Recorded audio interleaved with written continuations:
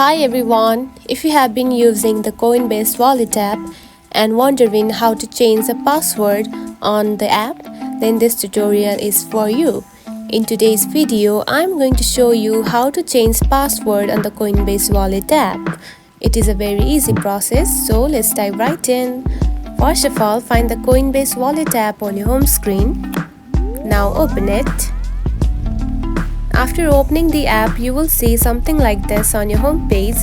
Now tap onto the settings button at the top right corner, just right here.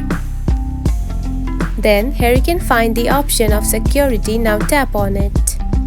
Now here you can find the option of security lock, just right here. Now tap onto lock method, which is the Face ID right now. Now tap on it. Now to change the password from Face ID, tap onto passcode.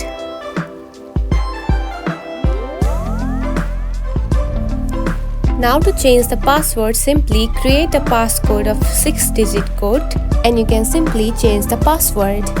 And that's it. This is how you can change the password on the Coinbase Wallet app. If you found this video helpful, don't forget to like and subscribe for more tips. Thanks for watching.